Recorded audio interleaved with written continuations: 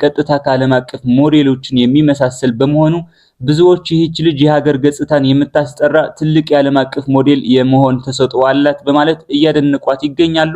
አሁን ላይ በመላው ሀገሪቱ ትልቅ መነጋገሪያ ሆና ቀጥላለች። ታዲያ ይህንን ተከትለው የተለያዩ የመንግስትና የግል አካላት እሷን ለመደገፍና የተሰጣትን እድል እንድትጠቀም ለማድረግ እየተንቀሳቀሱ ነው። እንደሰማችሁት ቪዚት ከምፓታ የተባለው ቢሮ ባወጣው ይፋዊ መግለጫ ይህች ታዳጊ ልጅ ወደፊት የሚመጡላትን ወርቃማ እድሎች በአግባቡ እንድትጠቀምበትና ህይወቷን እንዲቀየር ከጎኗ ሆኖ በቁርጠኝነት እንደሚሰራ አስታውቆ ነበር። በተጨማሪም በርካታ ታዋቂ ዩቲዩበሮችና የሶሻል ሚዲያ ኢንፍሉዌንሰሮች ይህች ልጅ ልዩ እገዛ ተደርጎላት ወደ ከተማ መምጣት እንዳለባትና ችሎታዋን የምታሳድግበት መንገድ እንዲመቻችላት ድምጽ እየሆኑ ነበር።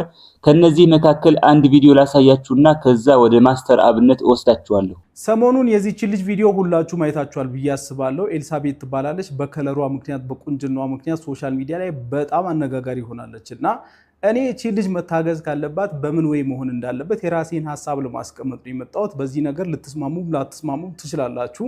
ነገር ግን የኔ ሐሳብ ምንድነው መሰላችሁ? ሶሻል ሚዲያ ላይ ሰዎች በእንደዚህ አይነት ወይ መነጋገሪያ ሲሆኑ ታዋቂ ሲሆኑ የአንድ ቀን የሁለት ቀን የሶስት ቀን ድጋፍ ምናምን ተደርጎ በአንዴ ሆይ ሆይ ተብሎ ይጠፋሉ። ብዙ ጊዜ ኢትዮጵያ ውስጥ በተለይ በቋሚነት ህይወቱ የሚቀየር ሰው ብዙ ጊዜ የለም። እግዚአብሔር ነው እንደዚህ አይነት ቻንስ የሚያመጣው። እግዚአብሔር ነው ያንን ልጅ ልቡን አነሳስቶ ያቺን ልጅ እንዲቀርጻት ያደረገው እግዚአብሔር ነው። በዚህ አጋጣሚ የቀረጽካት ልጅ በጣም ቴንኪው እና ህይወቷን ሊቀየር ይችላል። እቺ ልጅ በምን አይነት መልኩ ራሷን ችላ በሁለት እግሯ እንድትቆም ከተደረገ ብቻ። እንዴት ነው ራሷን ችላ ልትቆም ይችላል? አሁን በቁንጅናዋ በውበቷ ምክንያት አይደል መነጋገር የሆነችው። ስለዚህ አሁን ላይ በጣም ፓወርፉል የሆነው ነገር አንዱ ሶሻል ሚዲያ ላይ ነው። ሶሻል ሚዲያ ላይ የራሷን አካውንት መክፈት አይደለም ባይዘው ከፈተች ማለት ስኬታማ ትሆናለች ማለት አይደለም።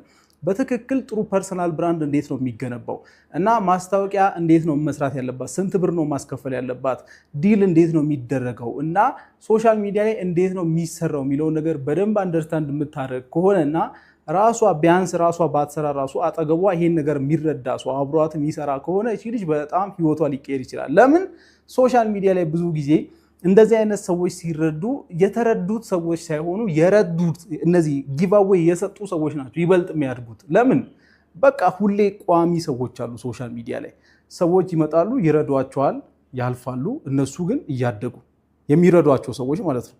ሳምባዲ ይመጣል፣ መነጋገሪያ ይሆናል። ይሄኛው ሰውዬ መነጋገሪያ የሆነውን ሰውዬ ያግዛል፣ የራሱ ፐርሰናል ብራንድ ያሳድጋል። ይሄኛው የተረዳው ሰውዬ የለም ጠፍቷል።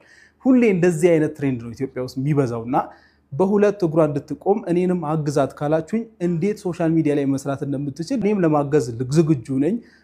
ሌላም ስራ እድል ካለ በቋሚነት ሊያግዛት የሚችል ነገር ካለ ባካችሁ ሐሳባችሁን አስቀምጡልኝ። ስለዚህ በዚህ ወይ ቢሆን አሪፍ ነው ብዬ አስባለሁ። ያው የተወሰኑ ገንዘቦች እንደዚህ አይነት ጊቫዌዎች ይቅሩ ማለት አይደለም። 100,000 ብር አንድ ስልክ ምናምን ሊሰጣት ጊቫዌ የሚሉ ሰዎች አሁን ይመጣሉና